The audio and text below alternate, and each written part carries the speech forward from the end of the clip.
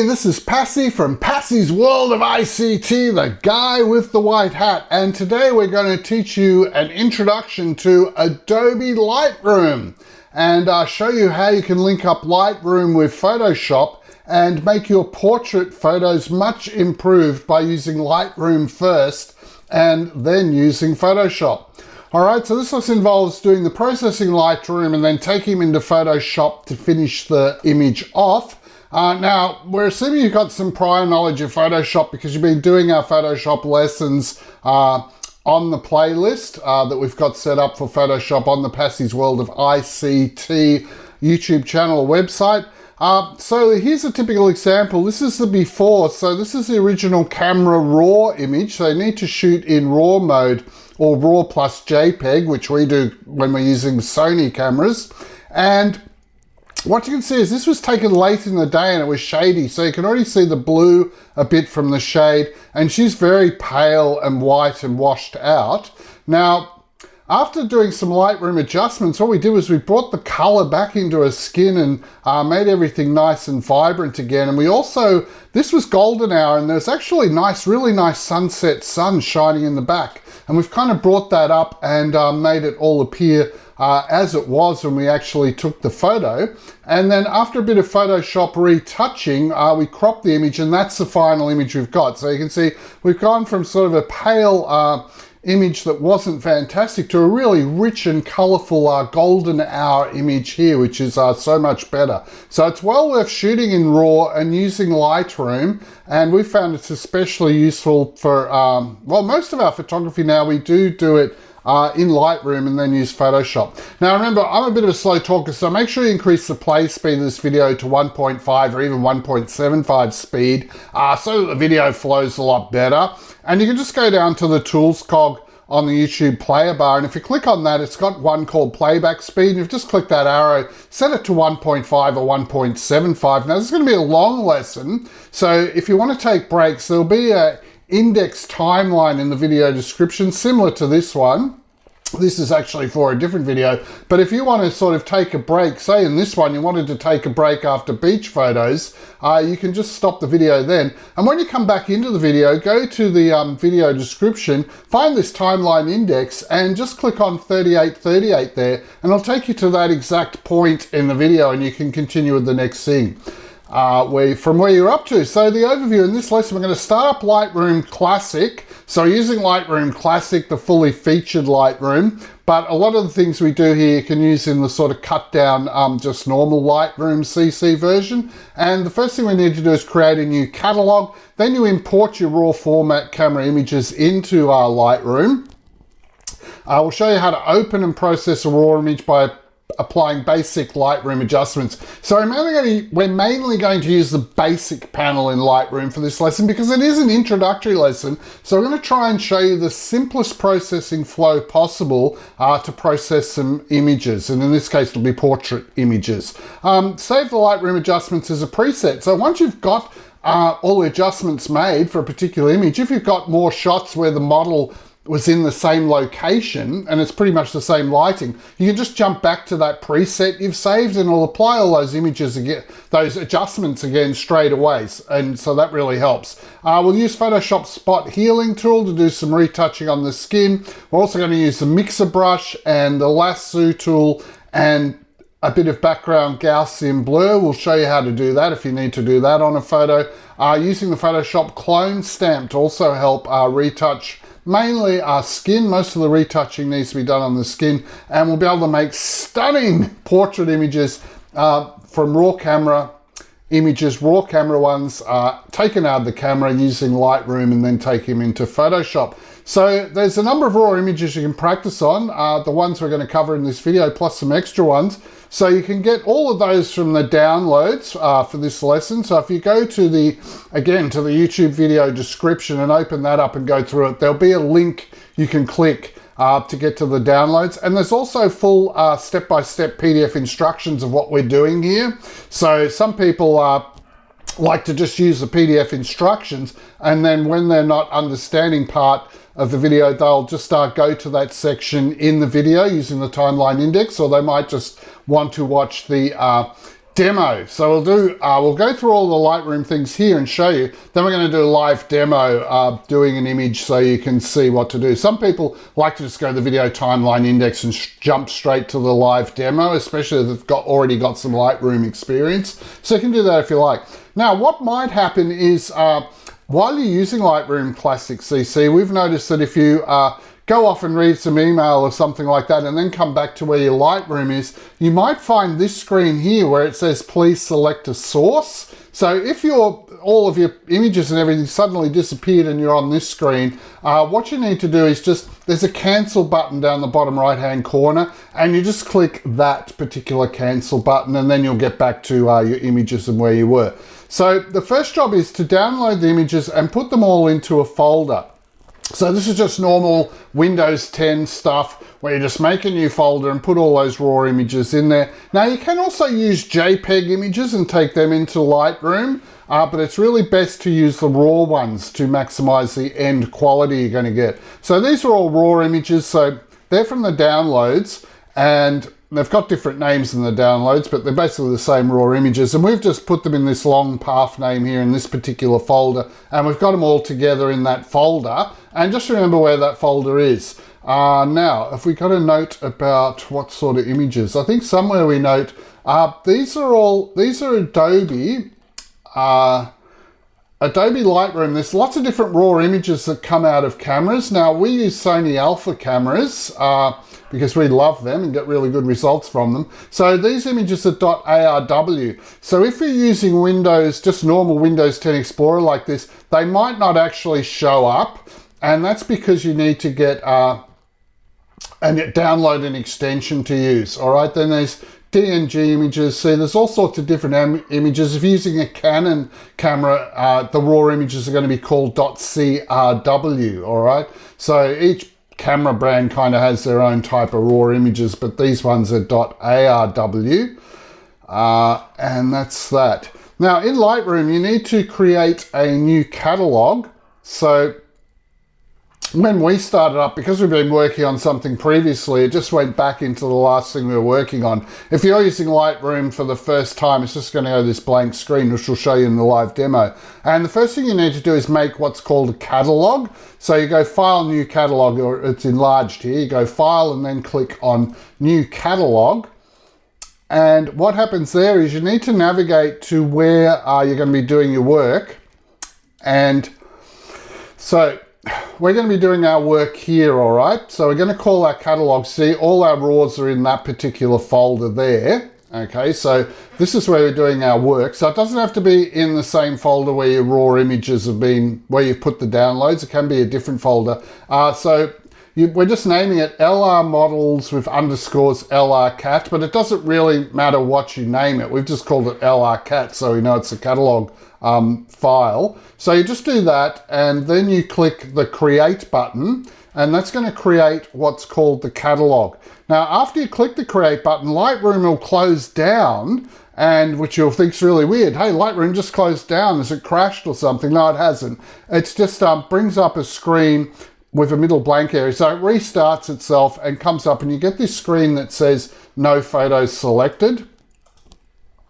All right, so if you're using Lightroom and you haven't had a previous project open, when you first start up Lightroom Classic CC, it's probably going to be like this, no photos selected, and you'll have to do the File, New Catalog things. But once you've got that catalog set up and you've created it, now we're going to bring in the photos into that particular catalog. So it's like Adobe's kind of setting up its own internal folder where it's going to remember where all your images are, so you can sort of be halfway through Lightrooming them, shut Lightroom down and do all of that and start up later and get back to where you were. And we'll show you how to do that later on in this presentation. So next thing is to file, import photos and videos, all right? So it seems a real pain compared with Photoshop where you just open your image, but this is the way Lightroom works. And once you get used to it, you really like it, and it's good. So file, import photos and videos is what we do next. And this will bring us to another screen, which looks like this. And what you have to do is there's all these little triangle arrows here.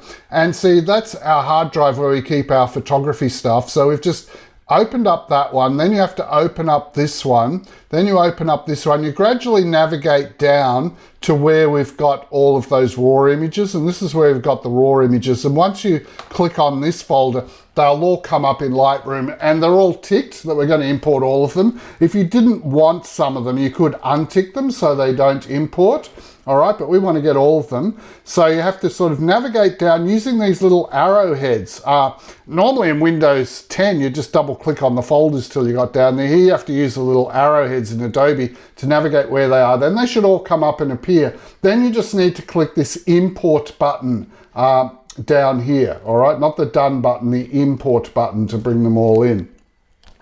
All right, and then they'll all be in Lightroom, and it'll show the library, develop, map, and the other one, probably a bit hard to read here, but they're now in the library for this project, and that library is part of that Lightroom catalog that we made, if you like. So we've got them all in this library, and what you can do now is you can be clicked on one, like we clicked on image number 1 here, and when you click develop, it'll take you to another screen, and that's where you can do all the Lightroom adjustments and so on, all right? So you just pick a photo from here, click on it so it's highlighted, then you click develop. And then once you finish developing it, take it into Photoshop, finish it off, you can come back to Lightroom, go back to the library and pick another image to do, is how it works. So anyway, we've picked a particular image and we've opened it up in Lightroom. Now you can zoom in on the image as well. That's the full image there.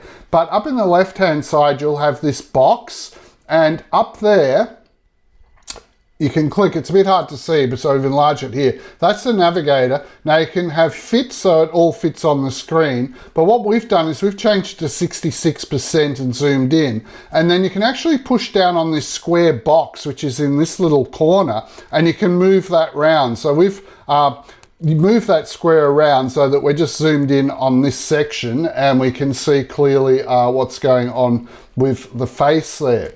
And we've also applied some Lightroom adjustments from the basic panel. Okay, so these are just the basic ones. You can see we've moved the sliders there to do some adjustments. And what we're seeing here on the left is the before image, and this is the after image where we've done the adjustments, all right? Now, how you get the double image up like this, side by side, is there's a YY button here, and you just click on that, and you can actually keep clicking it and it'll show different versions of before and after, but we kind of like this one. Now to get out of before and after and just look at the single image you're working on, you just click this one here, all right? So we've used the basic panel. Now we'll show you that in a minute. No, we will show you that now. Sorry about that. Yeah, so view, this one here, you click on the solid box if you just want to see the adjusted image, if we just wanted to see this one and don't want to see the before one. But we've clicked on the YY so we can see before and after. So let's talk about the adjustments we've done in the basic panel. We'll try and zoom in here in the video edit so you can see it. So temperature, if you slide that to the right, it kind of makes sunshine. And the trouble with ours was that it was kind of too bright on this side. The sun was shining really strongly from this side onto a face, and we've got some kind of white burnouts where it's a bit too bright and everything's a little bit too bright. And so what we've done is I don't think we've changed those at all, but the highlights, which is kind of the white brightness, we've slid that right back. And shadows we've brought up so that you can see more of this eye here that was in the shade. The whites we've taken back to the left. We've added some blacks in to give some more intensity to the dark colors.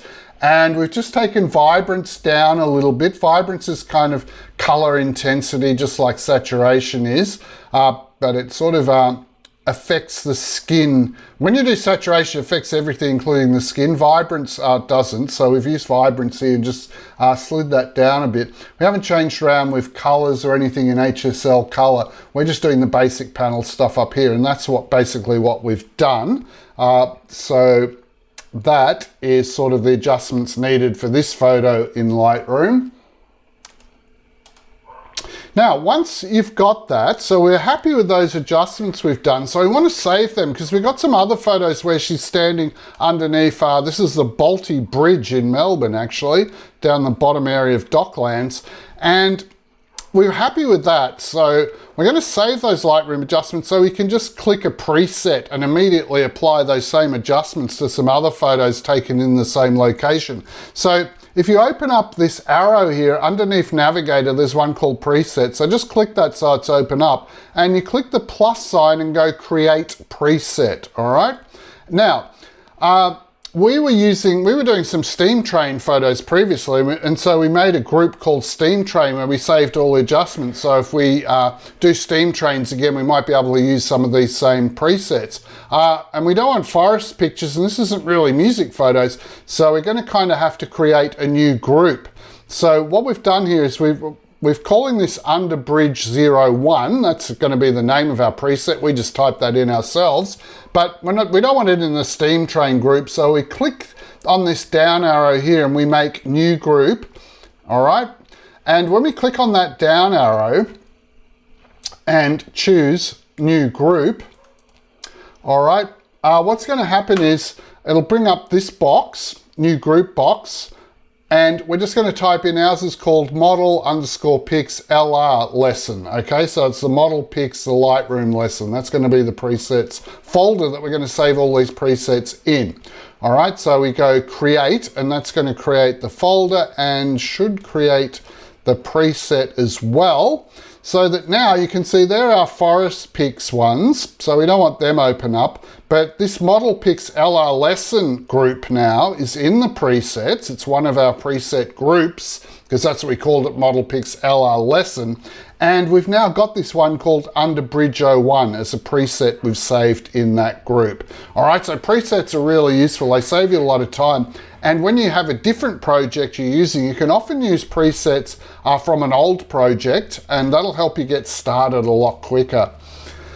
All right, now we can continue editing the image in Lightroom. You can actually just continue editing Lightroom and just export it out as a JPEG image. But what we usually do is we have Photoshop CC. Now it's best to start up Photoshop CC first. Don't rely on Lightroom to start it up because it takes a lot longer and it seems a bit more clunky. So make sure you just go to the Windows Start button as usual and just start up your Photoshop and have it already there running. Then come back to Lightroom. And in Lightroom, you just click the Photo tab at the top and you choose Edit In, and then you choose Edit in Adobe Photoshop. So this Photo tab up the top, we just click on that and we go Edit in Adobe Photoshop 2021. So I've got ON1 as well, which is a great editing package, but we're not doing that one today. So I could edit this in ON1, but we're going to put it in Photoshop, so Edit in Adobe Photoshop 2021. And what that'll do is it'll start up Photoshop. All right, now it doesn't always then automatically flick across into Photoshop. Sometimes you have to kind of go down to your navigation bar at the bottom of Windows and actually click Photoshop or use Alt and Tab to navigate around. But you need to get to where Photoshop's running and you should find your images in there. So now our image is in Photoshop and we're ready to do some Photoshop adjustments to it. We're going to crop and rotate it, which you could do in Lightroom, but it's just that we prefer, we've got all our lighting and everything right from Lightroom, the colors and contrast we wanted. So we're just going to do all our other stuff in regular Photoshop because that's what we're used to. Now, the first thing we're going to do is crop straighten the image in Photoshop. And this has been covered in previous lessons in our course, so we're going to go through it pretty quickly here.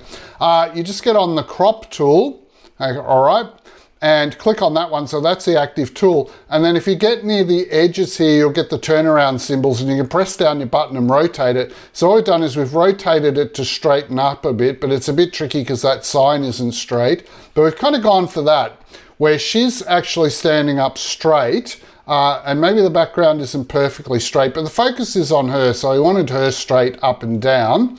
And then we've pressed, and then we've slid these sliders in to make it like that. Then we've pressed the Enter key. So that's our cropped version of the image.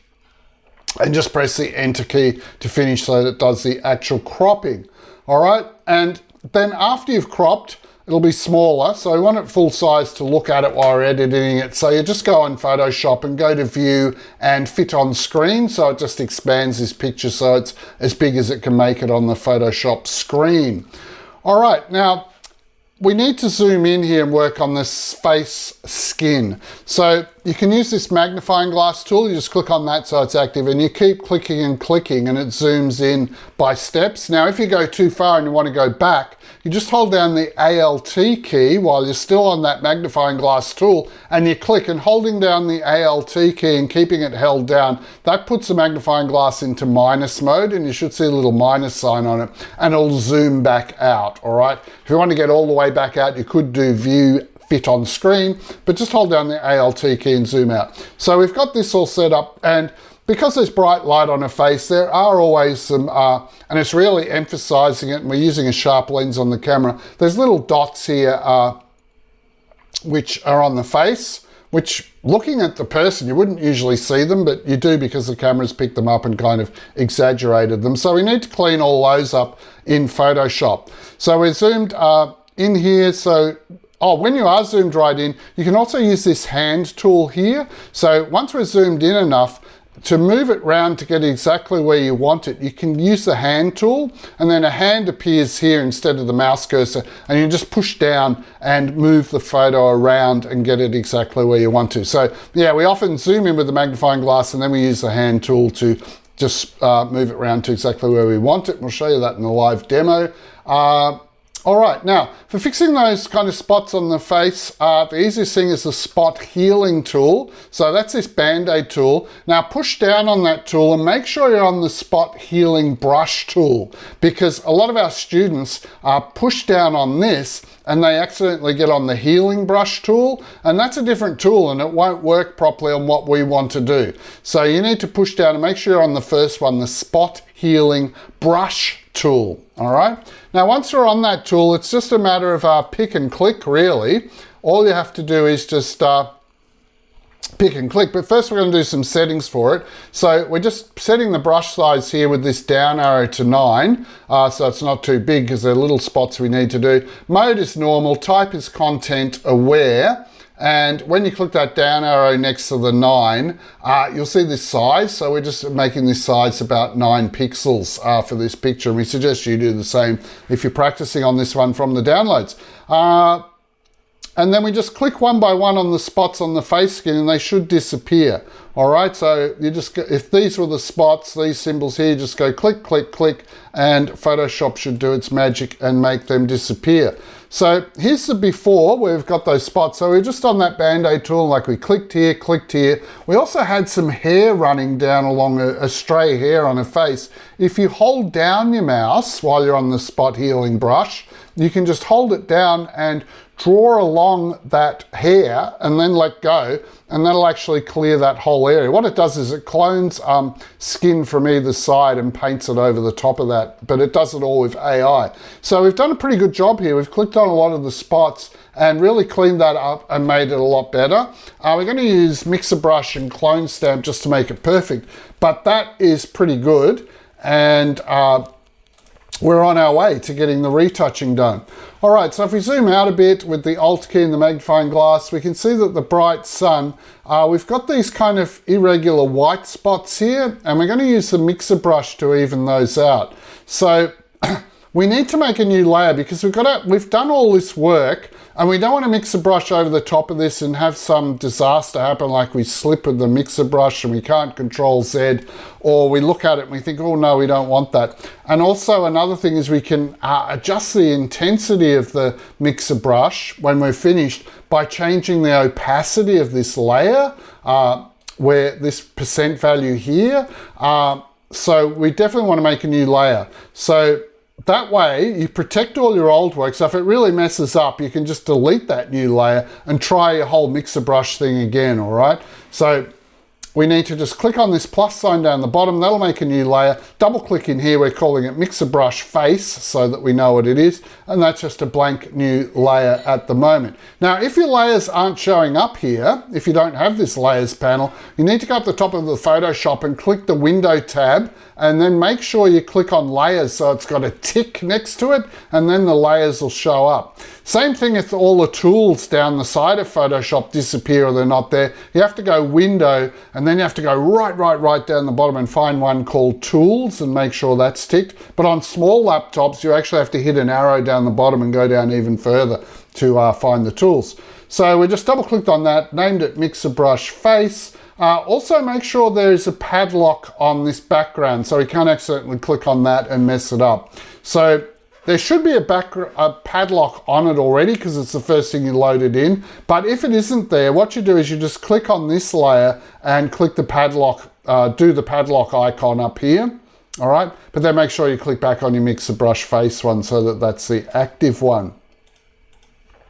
All right, we now need to set up the mixer brush. Now the mixer brush lives underneath the brush tool or inside the drawer where all the brush tools are. So a lot of these Photoshop tools, if they've got a little arrow in the corner of them, that means there's more tools in there. It's kind of like a drawer in your kitchen, and you open up the cutlery drawer and you've sort of got knives, forks and spoons, all eating implements. If we push down on the paintbrush, we've got the brush tool, the pencil tool, the color replacement, and the mixer brush tool. So they're all kind of our utensils for doing brushing or doing sort of airbrushing on portraits. So I need to push down, and we want this mixer brush, which is a paintbrush of a teardrop is its symbol. So we got to push down on the normal brush and change it over to mixer brush so it looks like this. And set soft round size. So we click that size one here, and we're just going to make it 40 there by the looks of it. And make sure you've picked a soft round brush as the type, not the hard brush, the soft round one. And up the top of Photoshop, there'll be all these properties for the mixer brush, and these need to be set up like this. We got size 40, we want moist, we want 10% and 5% for wet and load. In here, you need to make sure the load brush is off. So if you click on this one for loading up the brush, you want it so that it's gray. It's not dark gray. If it's dark gray, it's turned on. See, this is cleaning the brush off and that's turned on. We want this so it's light gray, and this should be then checker flag clear. Otherwise, if you load up the brush every time you paint, your paint's going to be too thick and goopy, all right? We just want it to grab we want it to grab color from the layer underneath and use that for painting, all right? So we don't want this turned on. But we do want the clean brush turned on, so that every time you finish something, it just cleans the brush off, so you got a free clean brush again. So these settings are important, extremely important actually. Mix is 50%, flows 20%, and this one here for the smoothing is 40%. All right, we found that they work well. It's really important that sample all layers is ticked. Now on smaller laptops, you won't have this. What you'll have is an icon that looks like a stack of pieces of toast or a stack of layers. You need to click on that. So the stack of layers one is in dark gray, so it's active, and we need this one clicked as well. Now, if you don't know anything about the mixer brush at all and you really want to learn about it, we've got a whole tutorial on that, the mixer brush painted airbrush portrait. And we're going to do the airbrushing now on this model, the sort of thing we did in the mixer brush portrait, but we're not going full on to make it look like a painting. We're just kind of using it to make it look like airbrushing. So this is the before and this is the after. So what we've done is we've just kind of painted around with the mixer brush and blended the uneven skin in. So you can see all around here it was quite uneven. Now it's a bit more even and blended in. And never paint on the hair or the eyes of the mixer brush. Now, if the mixer brush has made it all flat, like she's kind of spray painted like a desk or a piece of furniture, and you want to get some of the skin texture back, change this opacity here and reduce it down, which will make the effect of the mixer brush less intense. It'll be partly see-through mixer brush. All right, so I will kind of try and show you all of that in the live demo. It's going to be a long video, like we said. Now, we've done sort of basic stuff to the photo with the spot healing tool. We've now done this mixer brush layer. What we need to do is we want to make a copy of all that work we've done to a new layer so that we don't mess up the work we've already done. So this is enabling us to go backwards if we need to, because next we're going to be doing clone stamp. So use the plus symbol to make a new layer and double click in here and call it clone stamp. Now we want to copy our mixer brush work we've done. See, there's the painting we did. And this one, we want to join them together and copy them into this one. All right, now it's kind of a yoga trick of your fingers to do this, but you hold down Control key, Alt key, Shift key, and E, the letter E key, E standing for everything, that you want everything.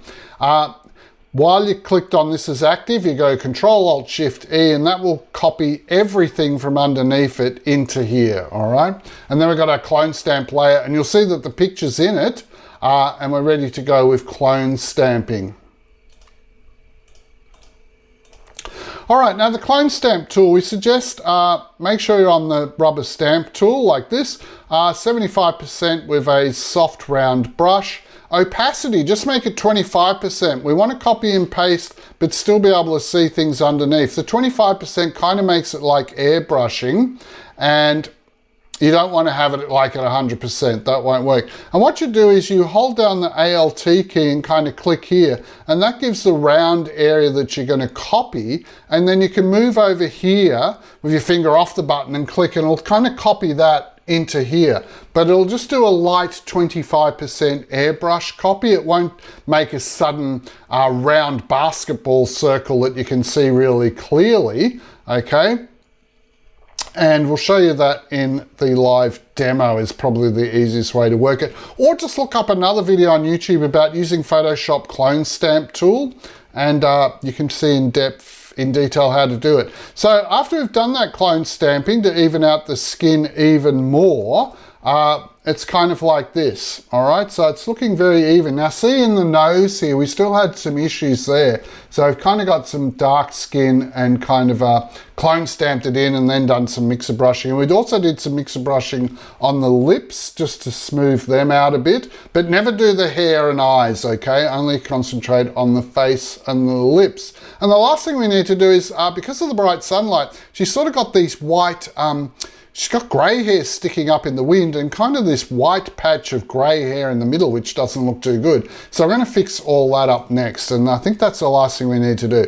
So I'll make a new layer called Hair Fix, and we're going to do that yoga trick again, Control Alt Shift and E, to copy all this work we've done here, these three layers, into there, and then we're going to fix the hair. That way if we mess up the hair, we can just delete this layer and we don't have to redo all that other work we did.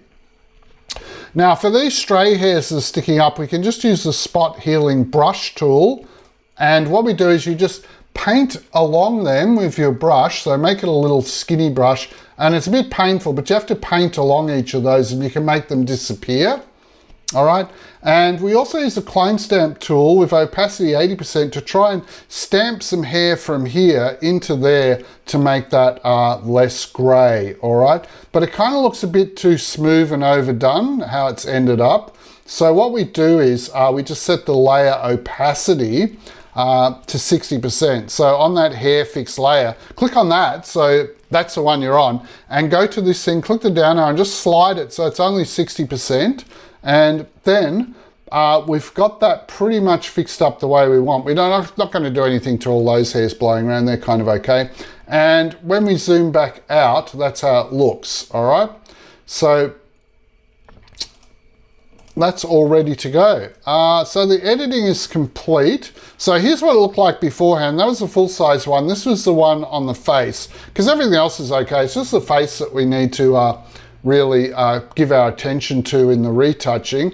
And if we zoom in on the face, that's the before and that's the after. So you can see it's all nicely smoothed out now, looking like it's got perfect makeup and perfect lighting, and the big bright sun wasn't there. And it looks good. All right, so that's kind of, you know, typical kind of model photography. You always do a bit of airbrushing and fixing up to make it just look more studio-like than sort of outdoors-like, I guess. Now, we just need to resize and save the JPEG. So you click on the Image tab at the top of Photoshop and click Image Size. So we're just covering this quickly because we have done it in previous lessons. Now, the longest side you've got, which in this case is the height, make that to 2048. That's the magic number that, because Facebook will take your image if you're loading up to Facebook and Instagram, and it's going to crunch it up even more to compress it. And to get the best quality while it does that crunching, 2048 is a magic size number in pixels. Make sure when you do image size, you're working in pixels, not in inches. You don't want to make it 2048 inches big, or it'll just be crazy. So you go to image size, And make sure that if this chain lock's clicked, so this is activated, all you have to do is change that to 2048 and it automatically figures out the width. You don't have to change the width one. And then you say okay, and that's all good. So now we can just go to the File tab in Photoshop up the top and do a Save As. So just File, Save As.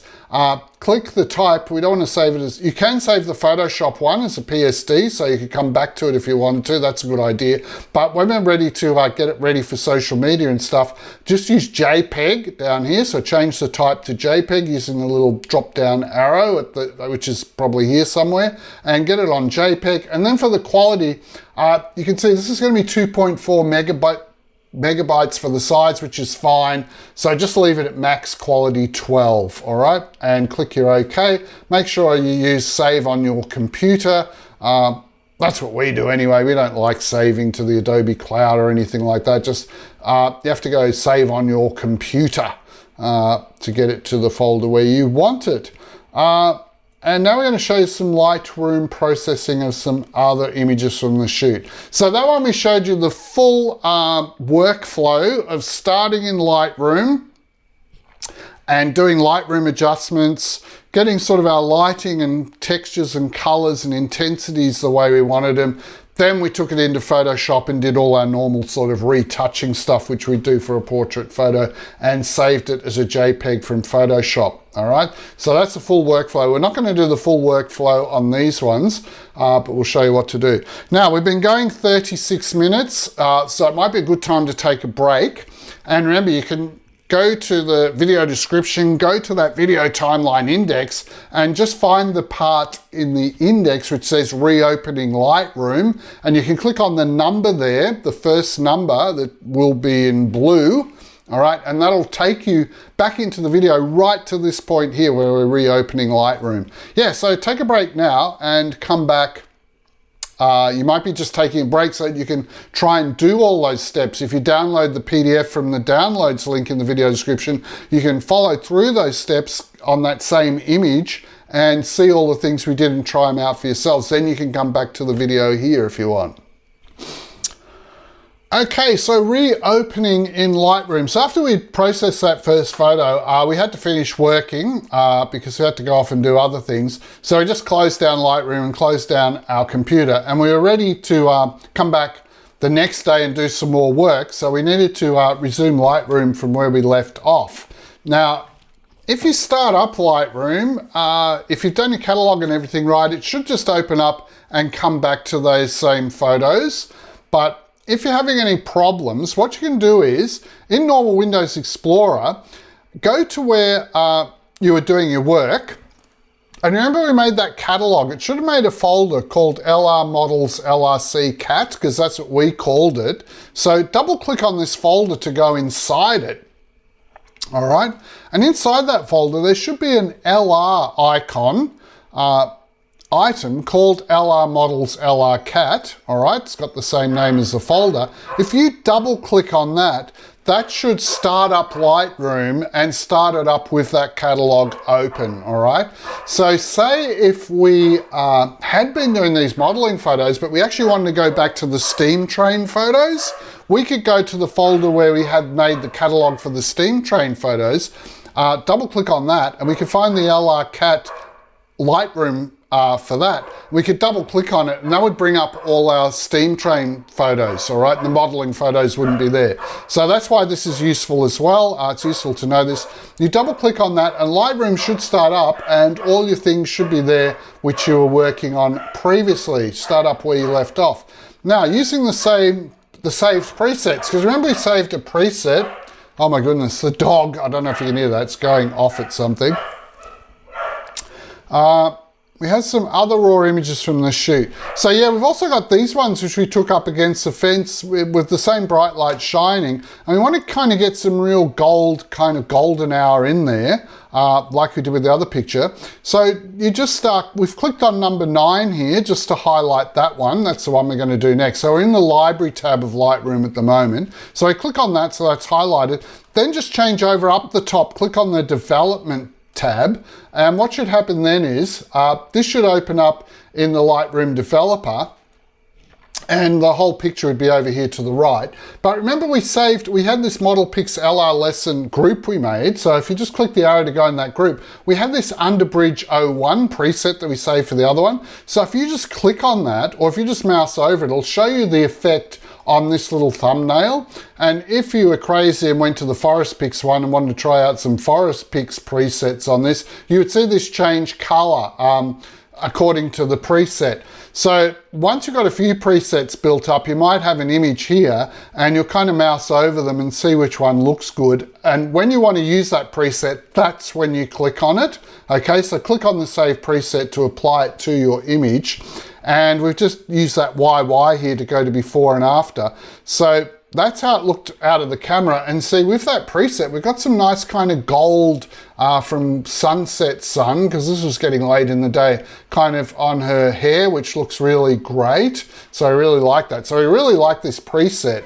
And you can see it's already done all the slider adjustments for us. The same ones are in the preset. Now you don't have to keep those adjustments. You could slide these to different values if you want to, and that's fine. It won't affect the preset you've saved. It will stay saving with all of these values in it.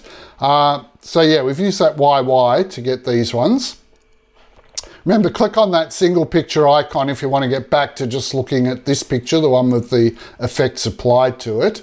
Now, you can move those sliders and tweak the processing. It won't change the one you've saved, but if you change these, maybe we wanted to make it really gold. So we got on temperature up the top here and slid it right over into the yellow. So it was just intense golden yellow sunlight, all right? And we liked that. We can now go over to our presets on the left, hit the plus sign, and we can save that one maybe as super gold or something like that for a name. So that can be a different preset. And then we've got two different presets we can pick to use when we're doing our next photo. All right, so when you're happy with the look, that's it. And you can take it into Photoshop and edit it. So we just did up the top in Lightroom, photo edit in Photoshop. Now in Photoshop we've zoomed in, and all we've had to do with this is it's looking beautiful and golden. We just used the spot healing brush actually just to do some spot healing on the face. So you can see here, why doesn't it have a zillion faces like spots like the other one did? Well, because the sun's coming from over here, so this shows her face in kind of partly shaded light, so you don't see all the spots and details on the face. Everyone has spots on their face even when they put makeup on, but it's when you get bright light shining on it. Like if we took the photo from this side, you'd see lots of spots on there, and that happens for everyone. So yes, so when we zoom back out, that's what it looks like. So really happy with that, so we just save it. So we use that same preset on this photo, and on that photo. And all we did in Photoshop was just use the spot healing, maybe a little bit of mixer brush as well, just to airbrush the face. So that was really good. We just sort of did that first photo and got a preset, and then we're able to use that preset for these three other photos that we'd taken on the shoot. So that's the advantage of presets, and after a while you'll have a lot of presets to choose from when you're doing your work, which will help speed up your workflow. People even get these presets into groups and export them into a folder, and then you can try and sell that online. So these are golden hour presets for model photography or whatever, and you can sell that set of presets to someone, and then they can load them up in Lightroom. Or you can export them out in the little folder there of the LR models presets, and I can give that to all the kids in my class, the students in my class, and they can import that into their Lightroom, so they've got all my presets to use, all right? So yeah, you can export, import them as well. All right, the next set of photos we couldn't use that preset because they're different sorts of photos. What we did on the shoot here was that we deliberately, the sun came out really bright, which made the photos really bright. So instead of adjusting our camera, we just left it like that and took these shots way overexposed, so everything's way too white and bright, just to see if we could fix up the photo in Lightroom and make it usable, all right? Because at the moment, they're way too bright. They're not good photos. She looks like she's been taking those, Michael Jackson, didn't he? He took those pills or something to make his skin ultra white. Yeah, so that doesn't look right. So what we did was we just used these particular settings on the picture, and we did manage to get quite a bit of the buildings and the sky and the seawater back in. Now we also did something down in the HSL color. While we're on the hue tab of that, we just slid the blues a bit to the left, which helped make the water and sky a good, nice blue color. All right, so you can also play around with these colors, and once you get the hue, if you wanted that more intense, you can change to the saturation tab and you can saturate up that blue as well. But we won't talk about that today. We might do a Lightroom lesson on how to do surf photography and show you how you can make the water in the ocean look a beautiful blue for your surf photo using these hue and saturation in HSL color, but we're not doing that today, all right? Okay, the clone stamp with 30% and the mixer brush. All right, so that was after the Lightroom fixes, and we had these kind of big white burnt out blobs because the sun was way too bright. And we kind of tried to clone stamp normal skin over the top of them and to do a bit of mixer brushing. And we ended up with that photo. That photo originally was unusable because it was way too blown out and white. This one's not fantastic, but it's usable. Like if we'd got the camera settings right, it'd probably be a bit better and a bit clearer, but that's quite usable and quite good. All right, so we have saved a photo here, which was way overexposed. So that's another good thing you can do in Lightroom. So from those overexposed ones, we ended up with these 4 images for the shoot. All right, so we managed to save them and get something useful from them. So that was really good. Now, these ones here were taken underneath this bridge, and it was right in the shadows where it was really dark. So what can you do with something like that? Well, because it's in the shade and really dark, we go for this cool blue look. So we put a bit of blue into it, all right? So what we did was we slid this temperature back to the blues, which kind of makes this cool blue type look. Played around with exposure, highlights, shadows, dehaze, and vibrance. All right, and got all that set up like that. That's how we changed this into this kind of cool blue looking. Then we took it into Photoshop. Now in Photoshop, we actually used filter and camera raw filter. And then we clicked on this round one here, which is a radial filter. And what that enables you to do is you can draw out a circle, and then you can stretch out the circle to make it an oval. And we're just going to brighten up this bit here so we can see it a bit better, all right? Because there's way too much shadow from the bridge. So what you can do is use a lot of feathering. Where's the feathering adjustment? Right up the top here. Like we put it to 72 feathering, so it's fuzzy around the edge, and the effect comes out in the middle. If you don't put that 72 feathering there, if you let that be at 0 in camera raw, what would happen was this would look like a bright oval shaped rugby ball or football of brightness, and it wouldn't blend in properly, okay?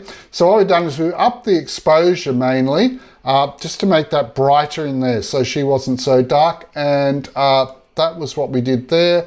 And then after you've done all these sliders for this round radial filter, you just click OK, and it takes you back into normal Photoshop again. So we're going to have another lesson that's all about camera raw and using these radial filters, but we don't have that one up yet. But that's quickly how you use a radial filter. Now, if you want to find out more about that, because you can use them in Lightroom as well, just search YouTube. There'll be plenty of Photoshop camera raw radial filter things you can watch. All right, now, because it was in the dark too, there's graininess and noise a bit. So when we mixer brushed it, we dropped the opacity down to 66% on that mixer brush layer, just so we still had a bit of skin texture showing through and she didn't look like she was a painted piece of furniture or a painted car or something like that, all right? Now, we also used the lasso tool, this one here, I think it's the magnetic lasso, so that we could select around that car, because that car was a bright blue, and we've just used image adjustments, hue saturation, and slid the saturation back to take a lot of color out of that car.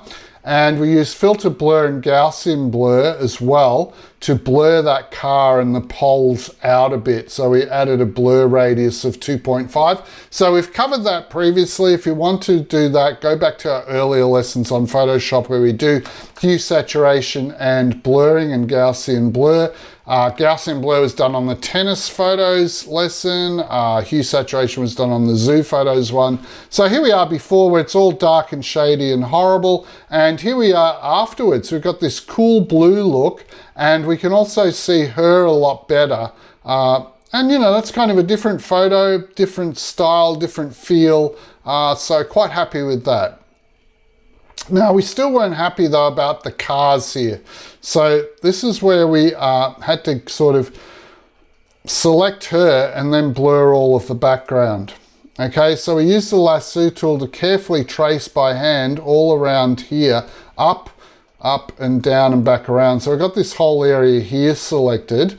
And then what you use is applying some Gaussian blur, filter blur, Gaussian blur, about 6.0 to blur that background. Now this part in here was tricky, so we just used the blur paintbrush. If you go down here, you can push down on this tool and get to this teardrop blur paintbrush. And we blurred the inside of her arm, this bit here, using the blur paintbrush just to get that bit done. So that was straight out of the camera. That's after all our Photoshop retouching. That's after we blurred the background a bit, okay? So that's kind of like the final image after we've done blurring as well. We also had another photo here and did a similar sort of thing there and cropped it. So that was that one all finished off.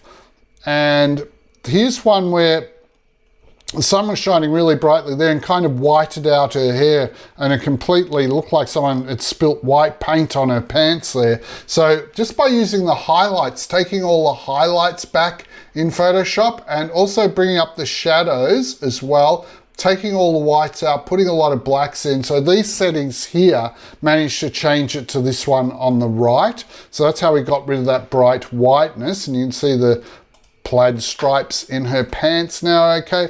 So that was straight out of the camera. Those were the Lightroom adjustments. Then we used the Bandaid tool to paint over these and get rid of all that paint and rubbish and kind of make the wall a little bit cleaner and crop it a bit. And that one there's done. And the final group were taken in the shade, so they were all white and faded out. So the preset to warm up the cool pale skin and possibly remove blue toning in the greens. So yeah, if we can get one of these done properly and make a preset, then we'll be able to use it on the other three, which is exactly what we did. So to get that up with some nice saturated color, maybe a little bit oversaturated even, this nice golden hour sun in the background, these were the settings we used here. So if you download the PDF, you'll be able to see all of those. And that's how we did that. And then we were able to save that preset after we'd done it to get this nice golden hour effect in the background. And now we did have a problem where when we saturated this up, this green grass kind of turned to like high vis safety clothing green color. So what we did was we went to the hue and we pulled the green down so it was more yellow, and we pushed this blue across just to bring a bit of the blue sky in from the background here and here. All right, so we did also do a bit of hue adjusting in the HSL color. So we opened up that panel and did that. So that's how it ended looking.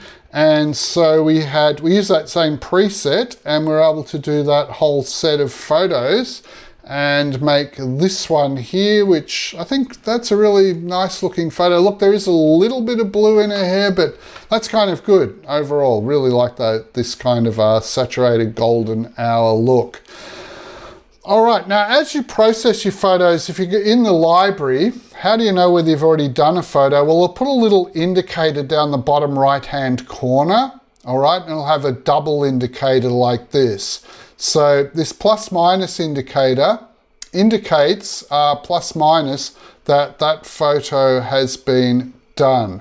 So image number 6, it has not been processed, because when we click on this, see how there's no plus minus? If we zoom right in there, It's just an open square. That means that hasn't been processed, but these other ones have got plus minuses in the corner, which means we've already done the Lightrooming on them, but this one we haven't. So if you're trying to find, oh, which one do I need to do next? Oh, that hasn't got a plus minus. Okay, I still need to do that one. That's how that helps you out. And also helps you out if you've been out of Lightroom and you're coming back a couple of days later to do some more work on your images. You try and think, oh, which ones have I done and which ones I haven't done? Just use that little plus minus indicator down the bottom right hand corner. So now we're going to do a live demo, but we suggest you take a break because we've been going 55 minutes. So, oh my goodness, it's going to be the world's longest lesson we've done, I think. But we're covering a lot. We're covering Lightroom for beginners, and we're also covering kind of touching up photos for models as well in Photoshop. So there's a lot here. All right, so take a break and then you can come back and watch the live demo.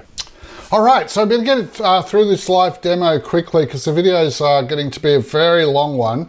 So we start up Lightroom Classic CC, and because we didn't have a project going previously, we've got this no photos selected here when we start it up. So that's what we've got. So remember, you have to do File a New Catalog. We've got to make a new catalog. So let's go to our drive here and try and find out Photoshop lessons. We're up to number 8. So, all right, so I'm going to make one in here called LRCat, and I'll just call it L8 lesson. All right, so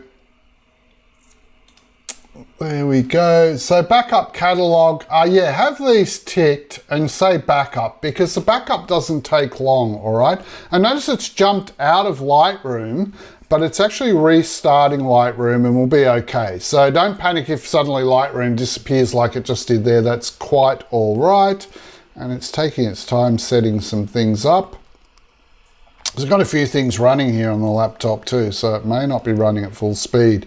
We usually do our editing on another computer that has much better color correction and works a lot faster. All right, so I think it's made the catalog. We've got no photos selected. All right, so now we need to do File, Import Photos and Video. All right, which takes us to this screen. Now we need to use these arrows to navigate round. So for me, I'm going to PWICT, I'm going to Photoshop, I'm going to that lesson 8 that we're up to now. Now see how there's one called LRCat lesson 8.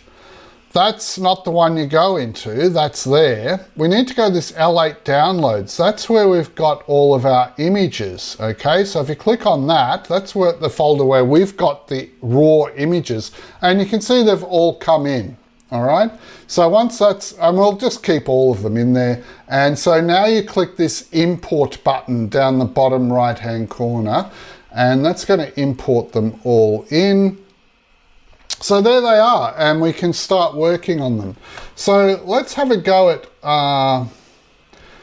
yeah, let's try out, what would be a good, yeah, we'll do this one that we did in the lesson first up, all right? So we click on that one, and we're in library at the moment, and we go to develop, all right? And that'll bring it into develop. We can go back to the library and choose a different one if we want, okay? So you can just go between library and develop, but anyway, we're in develop on this. Remember, this was the box we could see in the corner, and if you zoom in, remember you can push down on this box and move around. All right, so we've got that and we're zoomed in, and this YY button here, remember, click that and you can see the before and the after.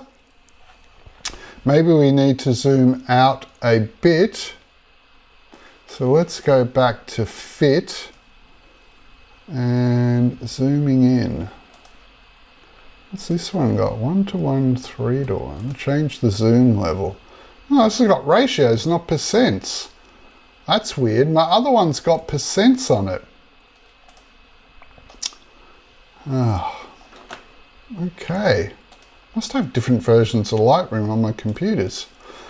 Ah, gee. Okay, come on, zoom in. Okay, this has thrown me a bit because now I've just always got that ratio. Fill the screen, zoom in. I don't know what I've done here. 1 to 8. 1 to 1. All right, so that's the before, that's the after. So let's look at these sliders. The thing is, we want to pull the highlights down to the left to take out some of that brightness. Probably want to take out some whites as well. Maybe put some blacks in. I might just go back to fit. Okay, so that's less intense. Now what are we going to do with shadows? We certainly don't want to make more shadows, and we don't need to take shadows out like that. So I'm probably going to leave them the same. Vibrance.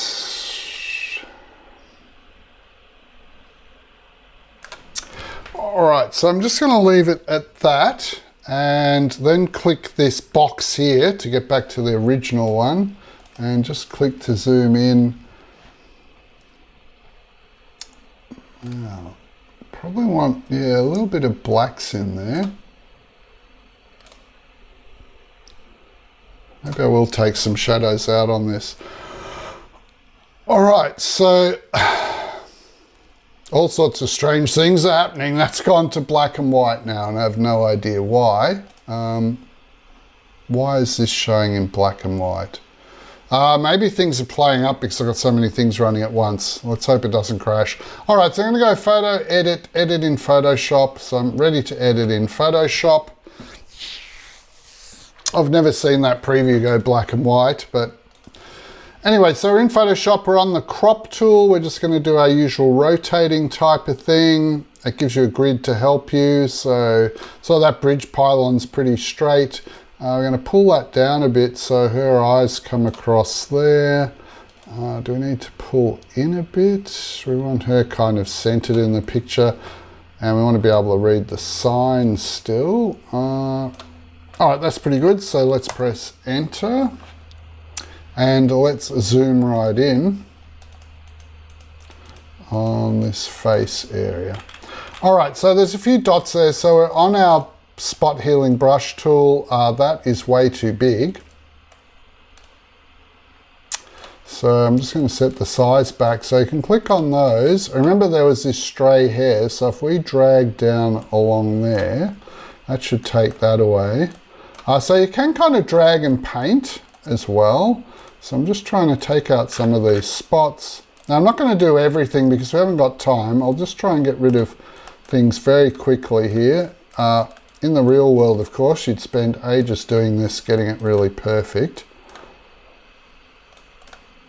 And these spots are only really showing up because we've got such bright sun shining from that side onto her face.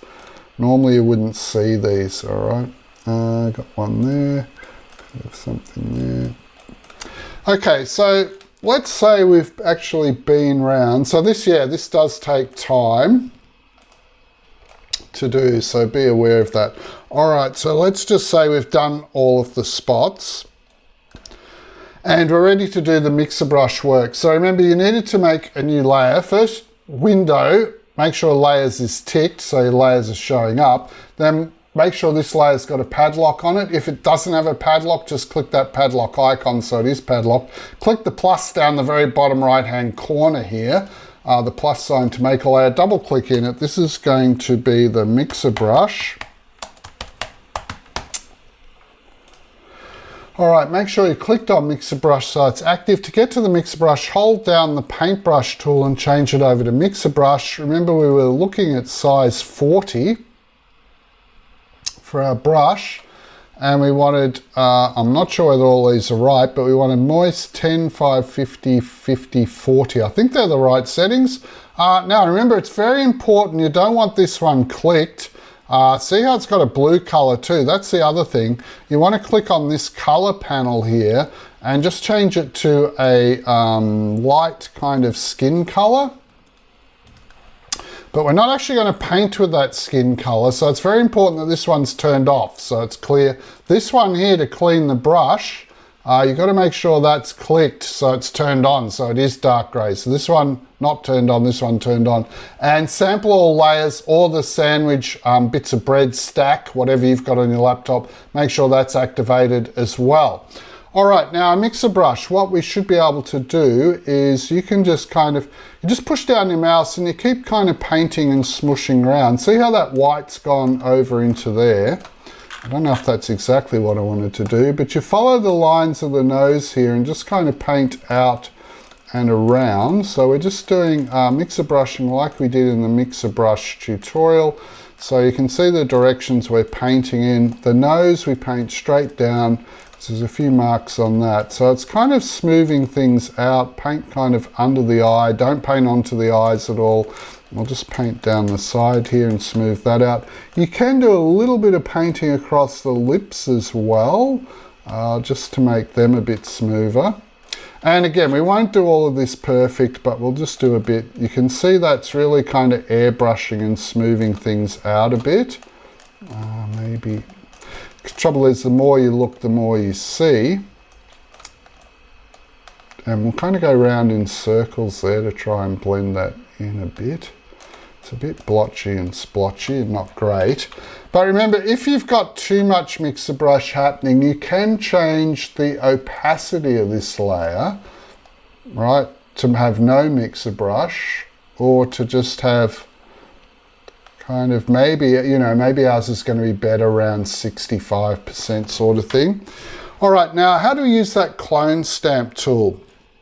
Got this big white splotch here. All right, so we get on our clone stamp tool. Maybe we don't want it quite that big. Make sure on the soft round brush, that big looks good. Make sure opacity is in the low 20s like this. Flow, well, we'll leave that 100%, see how we go. But you can also reduce that. Now what we're doing is we're clicking in here, holding down Alt, and I'm going to want to copy from there, and I'm just kind of clicking in here and holding down and painting, because I want to just kind of take some of this dark stuff and put it over the top, airbrush style, onto this area. Now it's not working great. I'm just trying to even that out a bit. So it just takes a lot of picking and clicking and messing around. And of course, wouldn't you know, for the video, I'm not doing a fabulous job on anything. You'll probably be thinking, how did he get those really good photos? You must have sent them off to someone to have them photoshopped. So this is where we can kind of try and stamp in a bit. That's very bright on the nose. So if we just put a little bit over that, and then if we get back onto our mixer brush and just paint up and down a bit there, you can see how we've sort of improved that a bit. And what we're trying to do really is just make a,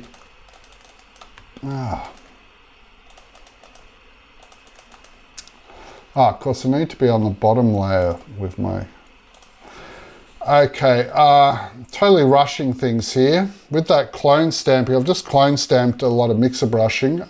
Let's make the new layer like we were supposed to.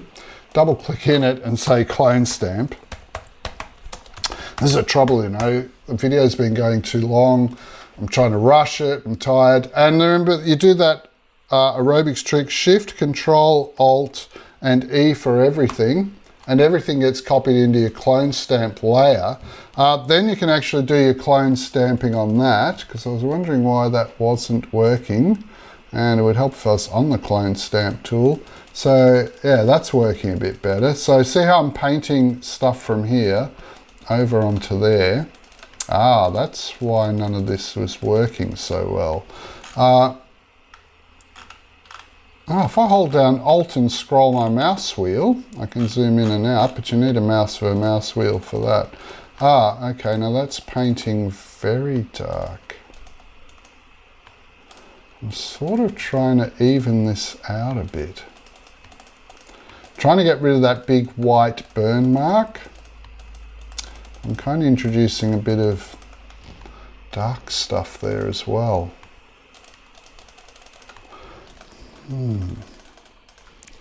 All right, now if we go back to, if I actually jump straight onto mixer brush here, I'll just kind of try and smooth that round a bit with mixer brush.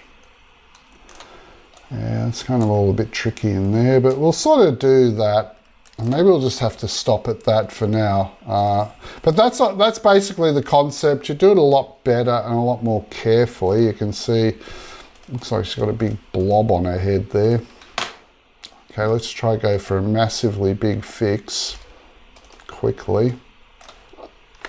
So we'll just quickly clone stamp a whole bunch of stuff over that. Just trying to even this out, but if we do it too much, of course, maybe if we take our opacity of that layer down a bit. If we do too much, it kind of looks fake. See how that looks. View, fit on screen. Okay, that's pretty good. I think, was that all the stuff we're doing? Clone stamp, mixer brush. Oh, we had those grey hairs to do, didn't we? So let's say we were going for something like that as our final photo. So let's view, fit on screen that. Yeah, now we've got this problem here with those grey hairs.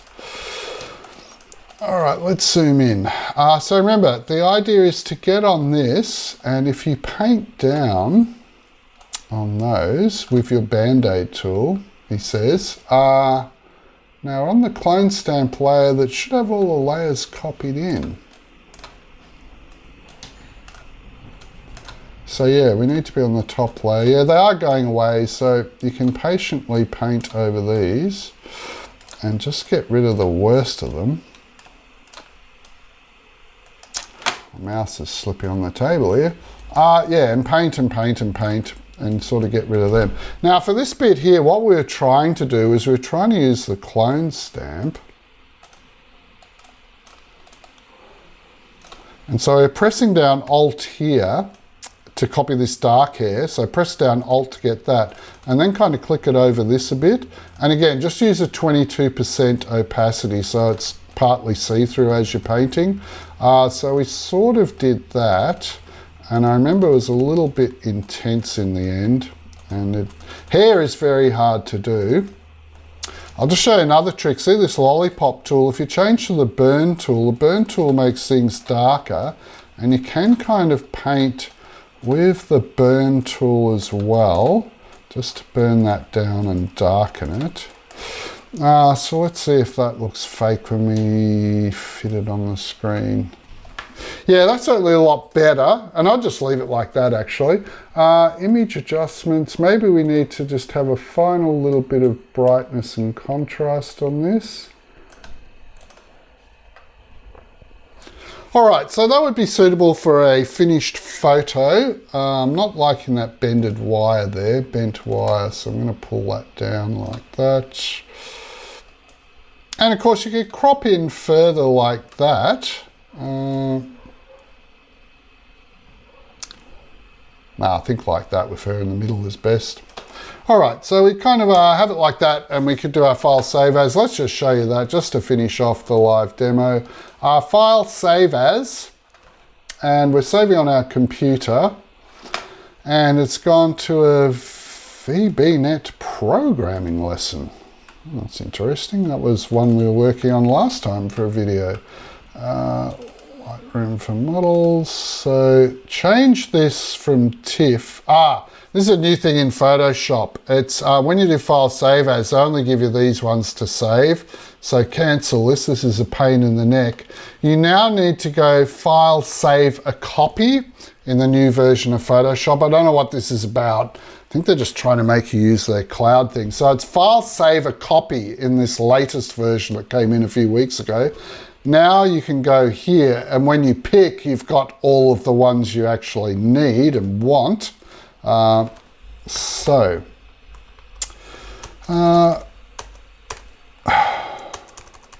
let's call it model pick 1. Now we forgot to resize that too.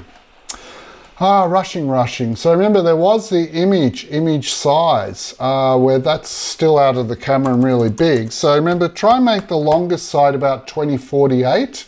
So if we say okay, Yeah, so that's going to be a good size to load up to social media. Now we do our file save a copy, because in this new version of Photoshop, and then file save a copy, not file save as. I think the instructions say file save as because they're actually written before this new version came out. Model pick 1, how long have I been going for? An hour 14. All right, it's not too bad, I suppose. Yeah, maximum. Now it's going to be, I won't show you previous size because we've used Lightroom, but I think 12 will be okay. If we just save that and go to the folder, he says, and why isn't it in that folder? Have we saved it somewhere else? File, save a copy, save on your computer. Oh, we've saved it. Saved it into a Visual Basic programming lesson. Okay. Sorry about that, guys. Get it onto JPEG. Model 1. Now, of course, you'd also save a PSD Photoshop version of this in case you wanted to come back and change things later. But let's just check how that's saved. We're using size 12. If we mouse over that, it's only 1.64 meg. Yeah, so that's going to be fine, all right? And that's all airbrushed and retouched, and yeah, that's okay. All right, so let's get back to the presentation and wrap this video up. All right, so yeah, the live demo is a little bit sketchy in places, but I think you get the idea, and yeah, using those tools. Now the challenge task for you is, yeah, there's plenty of pictures there you can practice on in the downloads and try out those settings we've got in the instructions or your own settings, and play around with Photoshop using the Bandaid tool, and also using your mixer brush and using your clone stamp. And you might have to watch separate YouTube videos on that. You may need to watch our mixer brush portraits video because we went into those tools in more depth in that video. And we're kind of assuming you'd watch that video before you watch this one, that you're doing the lessons in order. I think that was lesson 7 and this one's lesson 8. Now, if you want to see how things ended up when I'd retouched all those photos and put them in an album, there's a link for you, and that will take you to this Flickr album. And so, yeah, they came out bright and nice and good, even though I'd deliberately done some bad settings on some of them to mess them up. You know, got an okay album out of that. So yeah, have fun with Adobe Lightroom, all right? Lightroom's fantastic. Hoping to do more videos on it. How to intensify sunset pictures with Lightroom, how to make the ocean blue and beautiful or sea green for surfing photos, how you can use Lightroom in night photography and in light trails photos, in music photos. There's so many places you can use it. It's fantastic. Remember to like this video if you find it useful, which I'm sure you will, and subscribe to our channel, and we'll see you in the next lesson.